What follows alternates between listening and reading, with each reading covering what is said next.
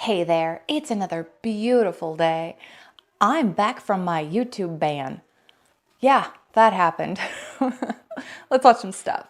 The reptilian empire, which is very large, and it consists of approximately 21 star systems in this part of the galaxy that they have taken over. And when they take over a planet, they usually turn the inhabitants into slaves. Not direct slaves, but indirect slave, because they want them to continue to be productive. Would you say that we are currently under the control of reptilians? I think so. They control the media, they control the banks, they control the educational system, they control religion. What's left? So what is the actual process towards awakening that humans can achieve? How do we kick our rulers aside and activate our own potential? The main advantage that we have is our consciousness. According to an alien by the name of Kyla, who came here from the Procyon system, well, we have the ability to reach into the higher dimensions. The reptilians do not have that ability. That's why they try and keep us dumbed down. If we could raise our consciousness, not very much really, to the point where we see what they're all about and understand what it's all about, the game is over. So what I think is that these reptilians are like invested in the left. Maybe they are the left, but that's why there's this whole legacy media mess, right? And now people are waking up and they're seeking out other sources of information, and they're not okay with that. They're freaking out, losing their minds, trying to bring everybody back to the narrative that has been broadcast so widely for so very long. But people are waking up and realizing, we gotta do something. I'm so excited to talk about aliens today. I mean, I'm going to have some other stuff little poked in here and there, but I'm really excited to talk about aliens. What if I told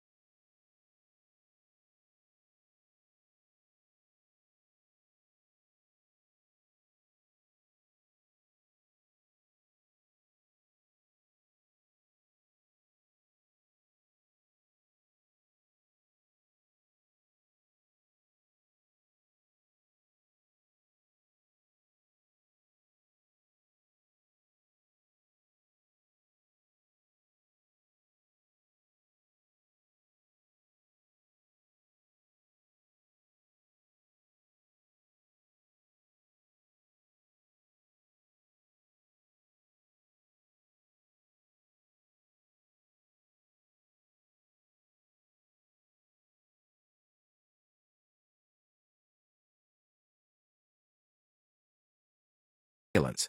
The question isn't just whether UFOs are real, it's why we're being told about them now. Next time you hear about a new UFO sighting, ask yourself, is it discovery or distraction? Looking back on it, it did feel like the whole congressional hearing stuff, both of them, were dog and pony shows. Like, hey, look at this, here's something to be distracted by while, the rest of our economy goes to crap because that's what's happening while they give more money to Ukraine or something like that. And then the drones are here, and that's the distraction to give more money to the military to spy on us. To let them do that because everybody's like, oh, the drones. Not very long after the whole congressional hearing, here's all these drones. Yeah, there's something going on there. Those of you that have been following me on Rumble didn't have any interruptions in the normal weekly schedule. Those of you that typically follow me on YouTube noticed that I was gone for a while. I got banned for a week because I talked about COVID vaccines, and I did not champion them. Therefore, YouTube said, no. So, if you want to see that material, it's still on Rumble at Always Coffee Time. Go check it out. I'll cut them down and make them YouTube friendly and post them on YouTube as well. This is why I've said the dates that they are giving us are incorrect. We used to have 13 months, 28 days, and 1 day of rest, even in the Bible. So look, we have 13 lunar cycles of 28 days, 13 zodiac signs. Every turtle shell you'll find, 13 sections in the middle, and 28 notches along the side, all to keep us disconnected from these natural cycles of our realm. Listen to David Straight explain it more. Our calendar is not quite right. We're supposed to have 13 months of 28 days, with one day, the day of resurrection, Easter, as a neutral day. That's our 365 days. We've actually got 13 constellations, not 12. This same calendar is very close to the Mayan calendar, but it's also very close to several ancient Sanskrit calendars. What does sept mean? 7. I thought that was the 9th month. What does oct mean? The 13-month calendar, although it is really neat, right? All of the firsts are on a Sunday, always, and it's predictable, and that's great. It was actually proposed in 1902, and they're like, no, we're keeping it this way. And I think it was because Julius Caesar's, like, astronomers or whatever, figured out the 12 months, and it was originally 10. And then they put in January and February, and that's why October was 8. But now it's the 10th month because we didn't change that part. I could personally witness what's going on in the lower levels of Dulce so that I could tell people. And for years I've held back because it was just absolutely too awful to tell anyone. And I didn't know how people would react. And also I was afraid that my life might be put in danger by spilling the beans on what I saw. But we get there to Dulce and we approach an area where small crafts are coming in. There's lots of them. It's like a big hangar. And out of each craft, I could see that they would bring out one, sometimes two. I don't know if there was 3 or not. It could have been 3 maybe, humans. And they put them in like a little buggies that was on like a rail track. And they set the people up in that. Now, the overseers operating the system, shockingly to me, were human, or they appeared to be human. And what shocked me even more was these tall, Nordic, blonde-haired, blue-eyed men operating this system. We drew close to where these humans, overseers, were working. These overseers could not see me, nor the entity that was guiding me and taking me there. We were, to me, ethereal.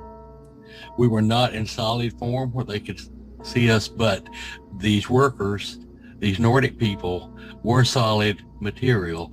The humans they brought in, they put in these little train cars, were all sitting there like zombies, like they were stunned. And one of the things that bothered me in the first time I saw this with Barbara under hypnosis, it really wrecked me emotionally. I've never heard this story before, and it was gorgeous. So he said he was there with a guide, which makes me think he was astral projecting, because when you astral project and you cross over, and there are supposedly guides there to help you, because it's a hell of an experience, I'm assuming. I've never done it. So this guide took him to the Dulce base, and he saw like what happens when people get abducted. Like, they take you all the way to Dulce base. I'm sure there's little places all over the place. That just must have been his local abductorium or something. But that is so freaking crazy. Like, they were stiff, like they were in sleep paralysis. Huh. But that's cool. I love that story. Aliens are not a national security issue, contrary to what the UFO community would tell you. Nobody's afraid that, knowing about aliens causes some national security issue. Our lives are not going to change one little bit knowing that aliens exist. In fact, you know what? Aliens exist, guys. To me, a jellyfish and a squid is an alien. So, I have no problem believing there's something out there, right? Doesn't matter. I'm still going to work tomorrow. Still got to pay the bills, whatever. The national security issue is if you see this UFO hovering, or you see the orbs in the MH370 video, the people that aren't thinking critically just go, oh, that's neat. That must be aliens. Oh, cool. Look at it zipping around, doing stuff that we can't imagine. Like, oh, we can't possibly figure that out. The people that are the critical thinkers look at that hovering UFO and they go, wait, what's the energy source for that? The amount of energy it would take to keep this thing hovering in the air with no propulsion and to be able to zip off at hypersonic speeds or to teleport away. Based on conventional physics, the energy levels are astronomical. Like to create a wormhole, according to the conventional view of physics, some people argue takes the mass size of Jupiter, right? This is energy levels that are beyond comprehension. So if you just do E equals mc squared and reverse it back to figure out how much mass it would take, no matter what the fuel source is, the amount of mass that would have to be in that craft is astronomical. There's no possible fuel source based on conventional rocketry or anything like that could ever be powering that UFO. So the question that you say is, well, it must then be getting the energy from the environment. What is the environment in this case? The answer is it's the 0 point energy all around us. That sea of energy. That's where the energy is coming from. And it tells us something very important. It says that energy level is extractable, and it's not some small amount of energy like some of these mainstream physicists want to say. It's a huge amount of energy and practically unlimited well. That's the national security issue. That's the issue where overnight it would change our society. Oil, fossil fuels, obsolete. Even solar panels and wind, obsolete. We can actually have real green energy. But what comes with new energy sources also comes new weapons. And it's not just about being able to teleport an airplane or a nuke onto somebody. It's about the ability to create like a black hole super weapon, is what I would call it. Like what we were worried about with CERN doing. But CERN, these particle colliders, this is all for show. These things have also been sabotaged to not find the truth. You don't need a massive particle collider. People think, I call us like cavemen and primitives, because we think rocket go up, ooh, rocket make big explosion, awesome. Or, oh, we make big particle collider that's 20 miles long, blah, blah. Guys, we have lasers that are more powerful than particle colliders are. Like literally lasers amplification of emission of energy.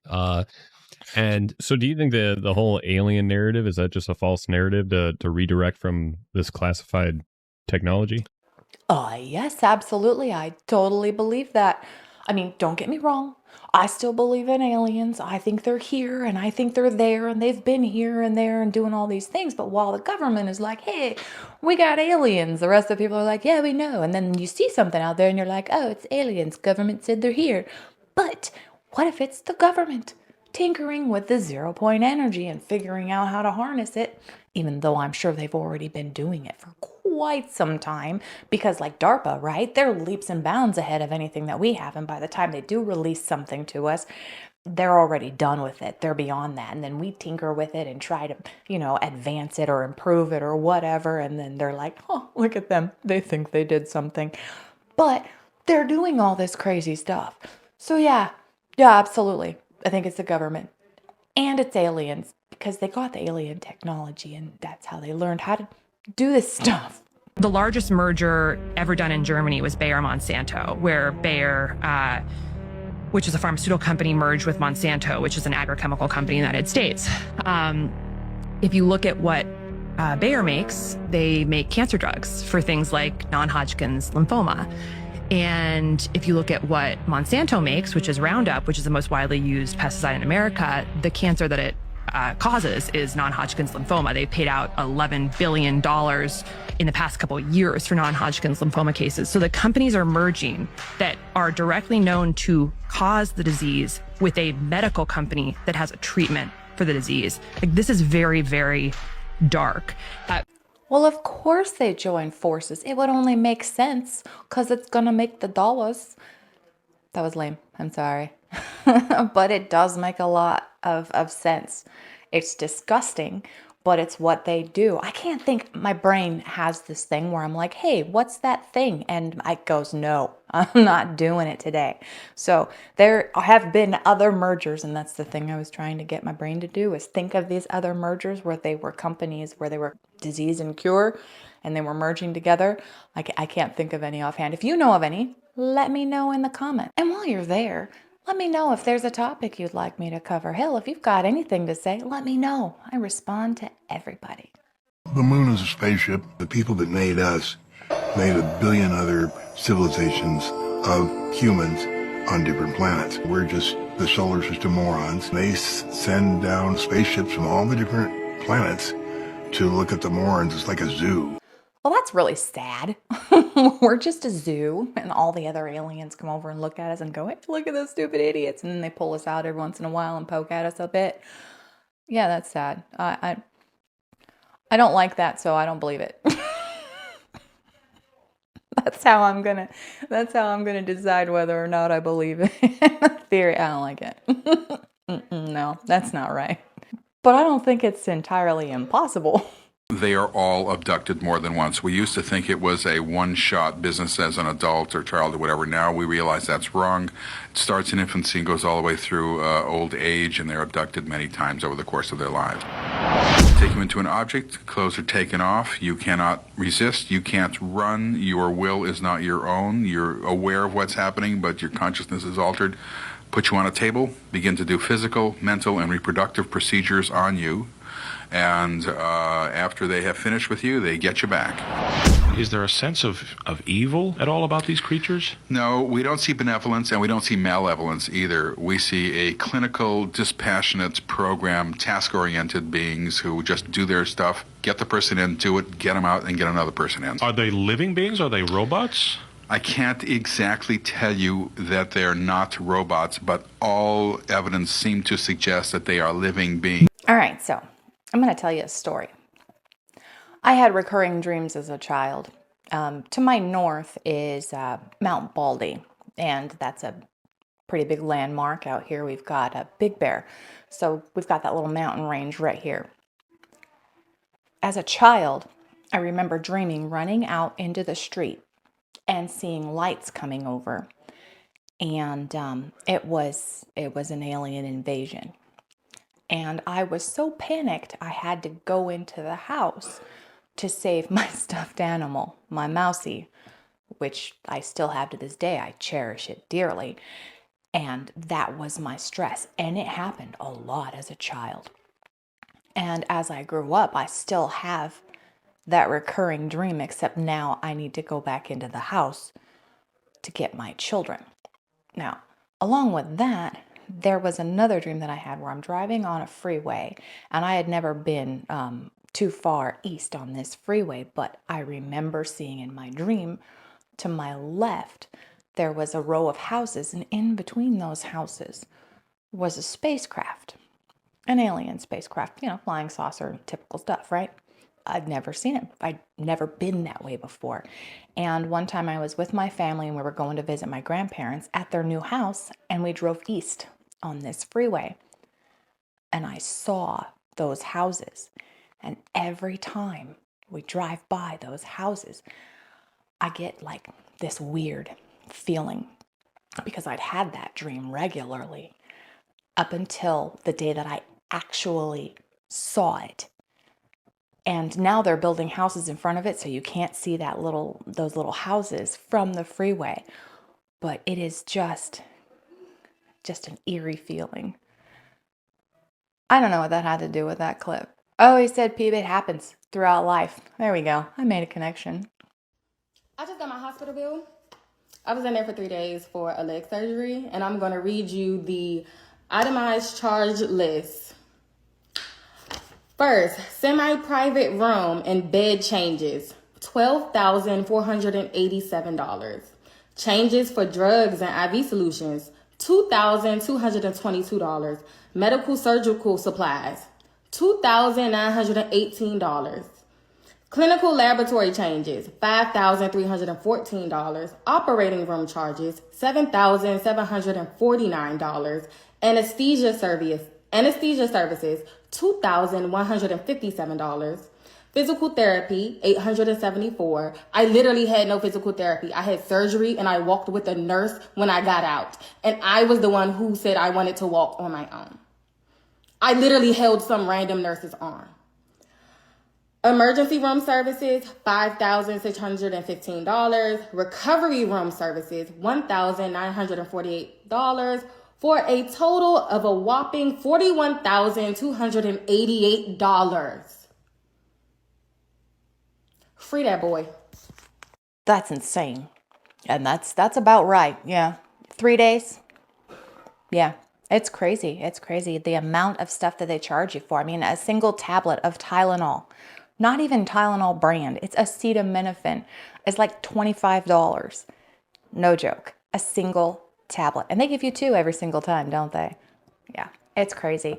As far as freeing that guy, if he did, if this Luigi Mangione did actually kick this dude's bucket, yeah, justice needs to be served. But we need to make sure that the message is loud and clear, because it's starting to fade, and that's terrifying.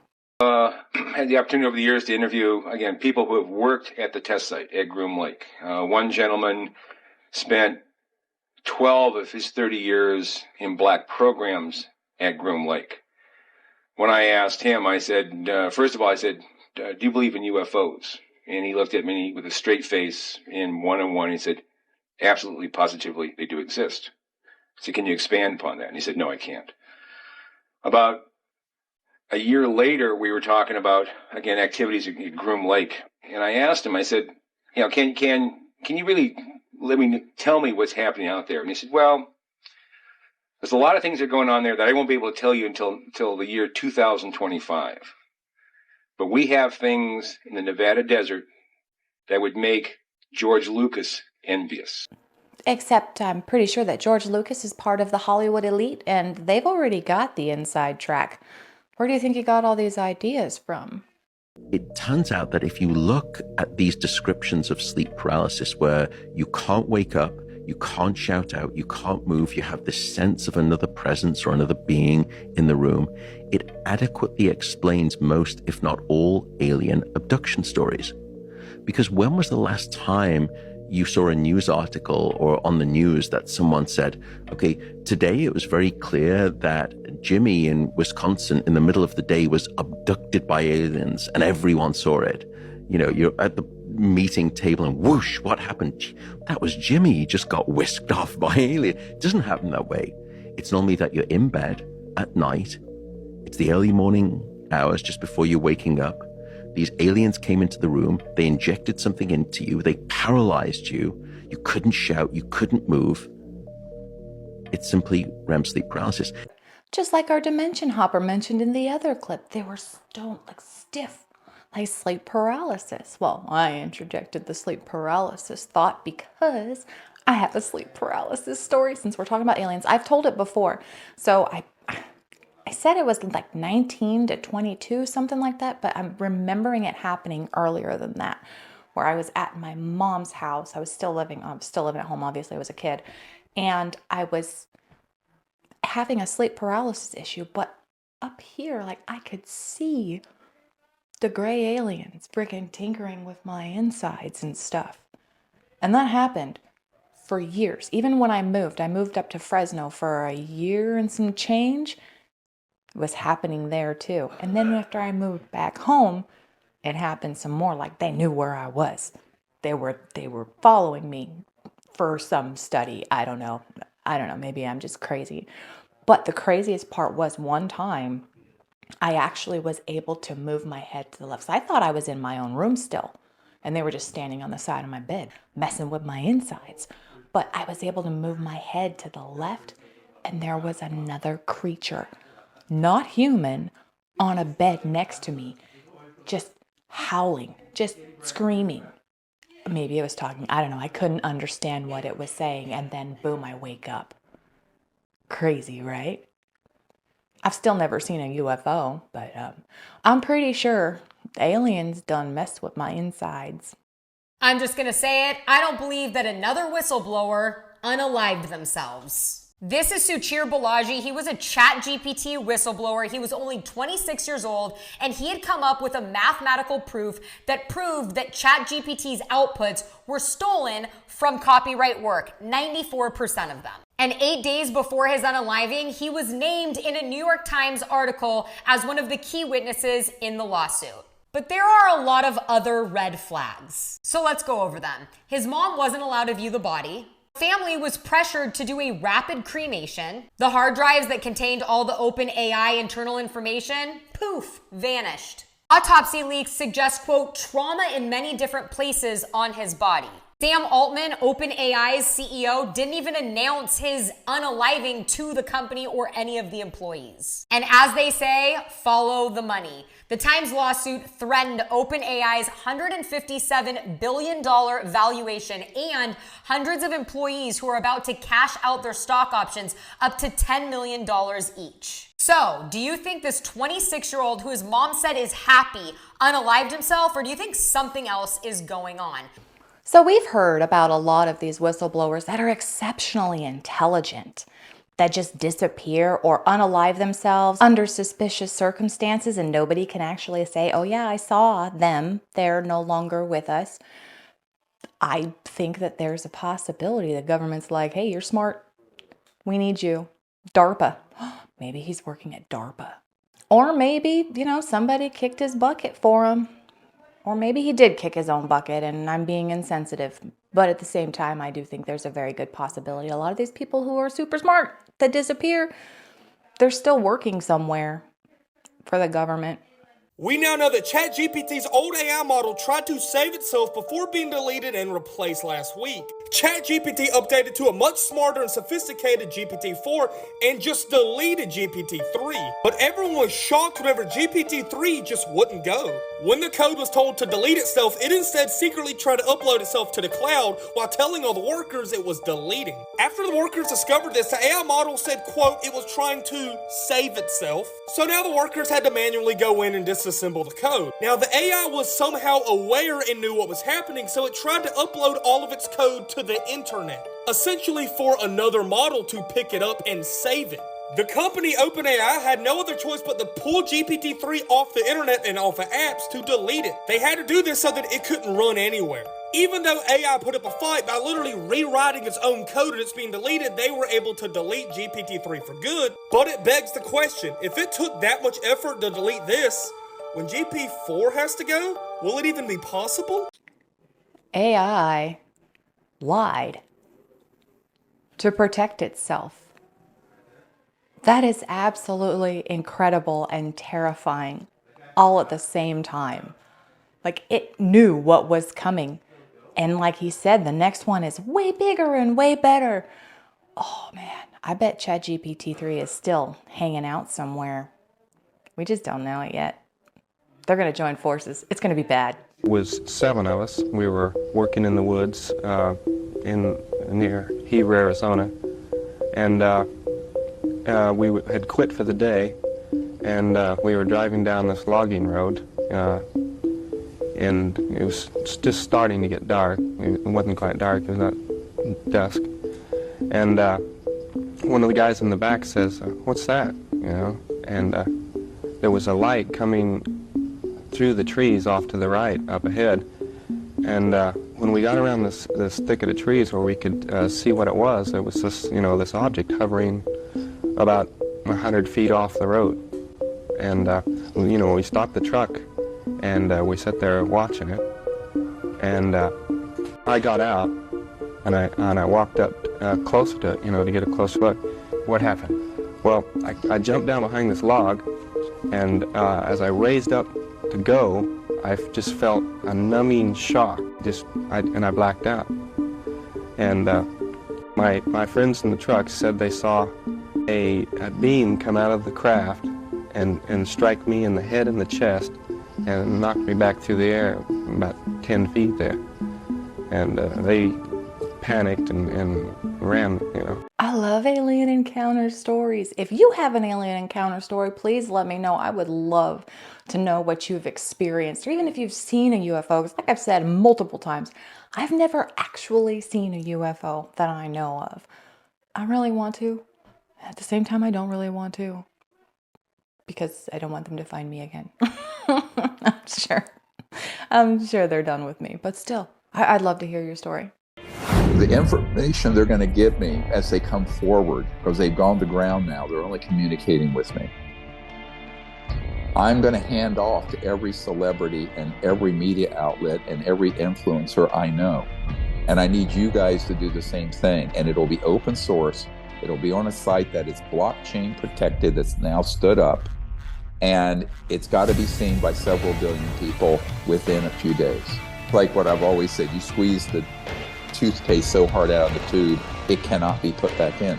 But listen, everyone listen. If you're an influencer, if you've got a YouTube channel, Facebook, TikTok, X, we're going to have it on the site where you can download it and put it everywhere. So this has got to go viral, and it's got to go hard. Now, I don't have a date. All I'm told is between now and early January. But we're going to need your help.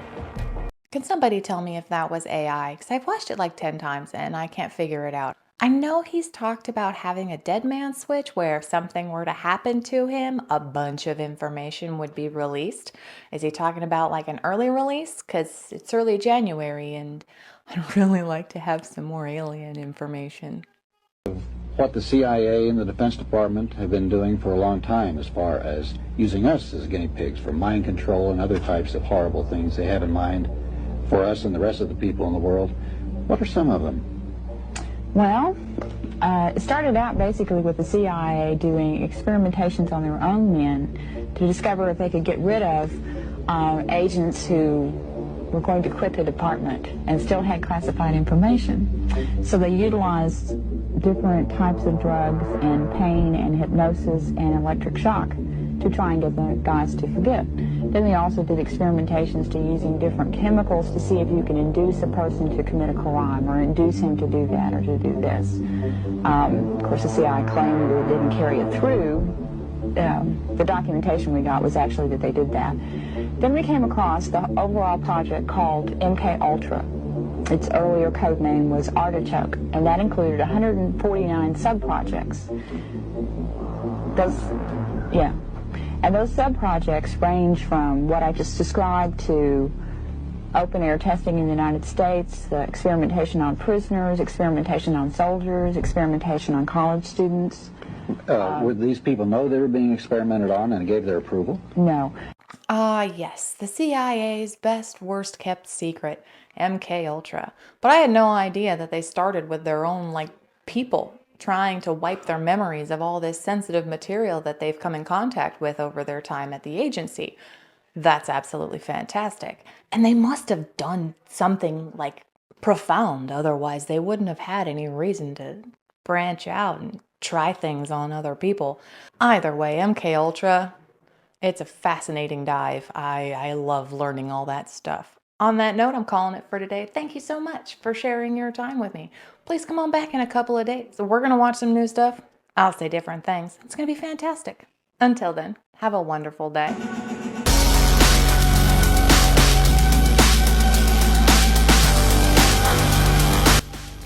That's right, my YouTube family. I am back.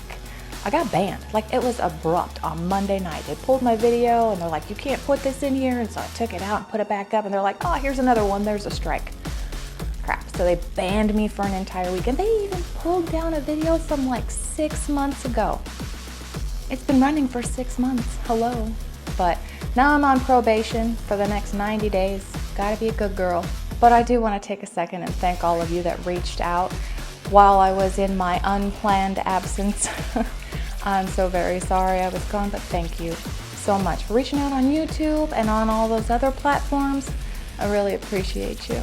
And now I'm ready to get back at it.